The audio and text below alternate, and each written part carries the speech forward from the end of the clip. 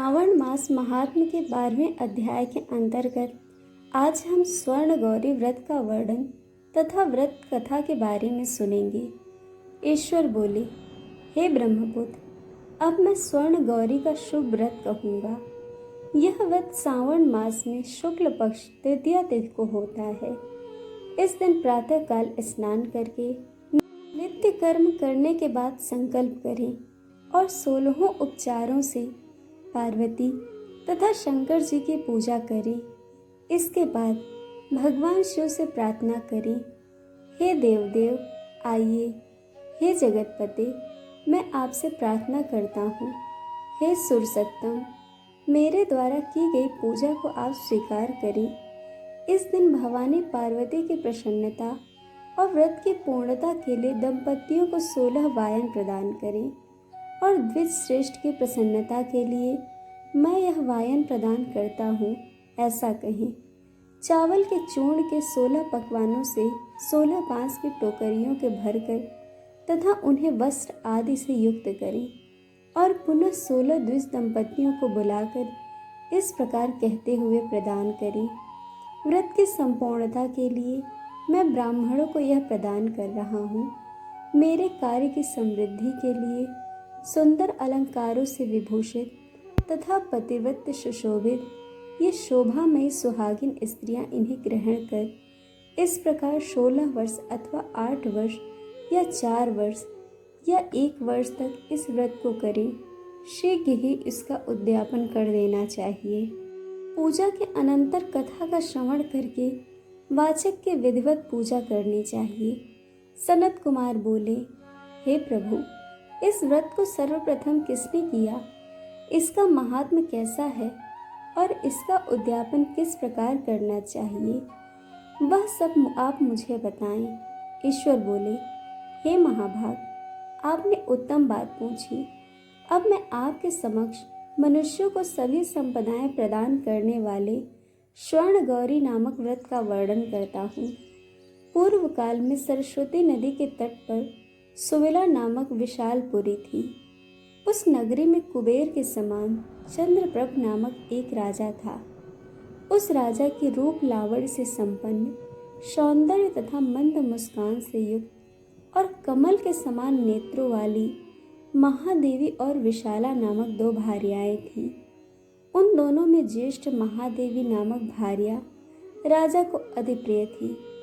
आखेट करने में आसक्त मन वाले वे राजा किसी समय वन में गए और सिंहों, शार्दुलों, शुकरों, वन्य भैंसों तथा हाथियों को मारकर प्यास से आकुल होकर उस वन में इधर उधर भ्रमण करते रहे। राजा ने उस वन में चकवा चकवी तथा बतखों से युक्त, भ्रमरों तथा पिकों से समन्वित और विकसित मल्लिका, चमेली, कुमुद तथा कमल से सुशोभित अप्सराओं का एक सुंदर सरोवर देखा। उस सरोवर के तट पर आकर उसका जल पीकर राजा ने भक्ति पूर्वक गौरी का पूजन करती हुई अप्सराओं को देखा। तब कमल के समान नेत्रों वाले राजा ने उनसे पूछा, आप लोग यह क्या कर रही हैं? इस पर उन सब ने कहा, हम लोग स्वर्ण गौरी नामक उत्तम व्रत कर रही हैं। यह व्रत मनुष्यों को सभी संपदाएं प्रदान करने वाला है। हे नृपश्रेष्ठ, आप भी इस व्रत को कीजिए।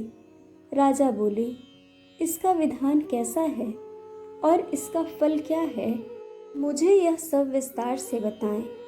तब वे सारी स्त्रियां बताने लगी, हे राजन, यह स्वर्ण गौरी नामक व्रत श्रावण मास के शुक्ल पक्ष की तृतीया को किया जाता है। इस व्रत में भक्ति पूर्वक अत्यंत प्रसन्नता के साथ पार्वती तथा शिव की पूजा करनी चाहिए। पुरुष को 16 तारों वाला एक डोरा दाहिने हाथ में बांधना चाहिए। स्त्रियों के लिए बाएं हाथ में या गले में इस डोरे को बांधना चाहिए।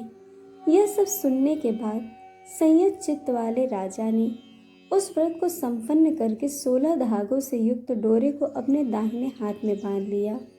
उन्होंने कहा, देव देवेश, मैं इस डोरे को बांधता हूँ।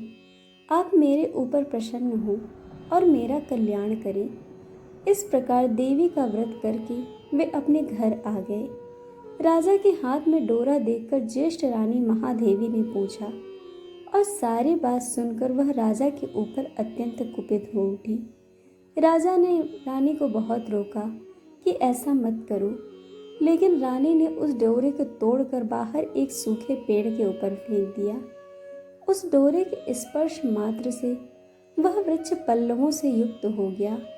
उसके बाद उसे देखकर दूसरी रानी भी आश्चर्यचकित हो उठी और उस वृक्ष पर स्थित टूटे हुए डोरे को उसने अपने बाएं हाथ में बांध लिया। उसी समय से उसके व्रत के महात्म्य से वह रानी राजा के लिए अत्यंत प्रिय हो गई। परंतु ज्येष्ठ रानी व्रत के अपचार के कारण राजा से त्यक्त होकर दुखी हो वन में चली गई। अपने मन में वह भगवती देवी का ध्यान करते हुए मुनियों के पवित्र आश्रम में निवास करने लगी। कहीं कहीं श्रेष्ठ मुनियों के द्वारा यह कहकर आश्रम में रहने से रोक दी जाती थी कि हे पापिन, अपनी इच्छा के अनुसार यहाँ से चली जाओ। इस प्रकार घोर वन में इधर उधर भ्रमण करती हुई वह अत्यंत खिन्न होकर एक स्थान पर बैठ गई। तब उसके ऊपर कृपा करके देवी उसके समक्ष प्रकट हो गईं। उन्हें देखकर वह रानी भूमि पर दंडवत प्रणाम करके उनकी स्तुति करने लगी। हे देवी, आपकी जय हो, आपको नमस्कार है। हे भक्तों को वर देने वाली, आपकी जय हो। शंकर के वाम भाग में विराजने वाली, आपकी जय हो। हे मंगल मंगले, आपकी जय हो। तब देवी के भक्ति के द्वारा वरदान प्राप्त करके और उन गौरी की अर्चना करके उसने जो व्रत किया, उसके प्रभाव से रानी के पति उसे घर ले आए। उसके बाद देवी की कृपा से उसकी सभी कामनाएं पूर्ण हो गई। राजा सभी समृद्धियों से संपन्न होकर उन दोनों के साथ पूर्ण रूप से राज्य करने लगे। अंत में राजा ने उन दोनों रानियों सहित शिव पद को प्राप्त किया। जो स्वर्ण गौरी इस उत्तम व्रत को करता है वह मेरा तथा गौरी का अत्यंत प्रिय होता है और विपुल लक्ष्मी प्राप्त करके तथा भूलोक में शत्रु समूह को पराजित कर शिव जी के विशुद्ध लोक जाता है। हे सनत कुमार, अब आप दत्त चित्त होकर इस व्रत के उद्यापन की विधि सुनिए। चंद्रमा तथा तारा बल से युक्त शुभ तिथि तथा शुभ वार में एक मंडप बनाकर उसके मध्य में अष्टदल कमल के ऊपर धान्य रखकर उस पर एक कुंभ स्थापित करें। पुनः उसके ऊपर 16 पल प्रमाण का बना हुआ एक तिल पूरित ताम्र में पूर्ण पात्र रखें और उस पर पार्वती शंकर की 2 प्रतिमाएं स्थापित करें। शिव जी की प्रतिमा श्वेत वर्ण के 2 वस्त्रों तथा शुक्ल वर्ण के यज्ञोपवीत से सुशोभित हो। उसके बाद वेदोक्त मंत्रों से विधि पूर्वक उनकी प्रतिष्ठा करें और भले भांति पूजा करके रात्रि में जागरण करें। इसके अनंतर प्रातः काल पूजा करने के बाद होम करें। सर्वप्रथम ग्रह होम करके प्रधान होम करें। हवन के लिए यव मिश्रित तिल घृत से पूर्ण रूप से सशक्त होना चाहिए। 1000 अथवा 100 आहुति डालनी चाहिए। उसके बाद वस्त्र, अलंकार तथा गौ के द्वारा आचार्य की पूजा करनी चाहिए और वायन प्रदान करना चाहिए। इसके बाद ब्राह्मणों को भोजन कराना चाहिए। साथ ही 16 दंपत्तियों को भी भोजन कराना चाहिए। अपने द्रव्य सामर्थ्य के अनुसार उन्हें भूयसी दक्षिणा देनी चाहिए। अंत में हर्षोल्लास से युक्त होकर बंधुजनों के साथ स्वयं भोजन करना चाहिए। इस प्रकार श्री स्कंद पुराण के अंतर्गत ईश्वर सनत कुमार में श्रावण मास महात्म्य में तृतीया में स्वर्ण गौरी व्रत नामक 12वां अध्याय पूर्ण हुआ।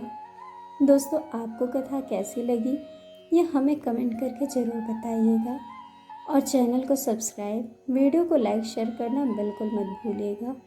वीडियो देखने के लिए आप सभी का बहुत बहुत धन्यवाद। जल्द मिलेंगे इसके अगले अध्याय के साथ।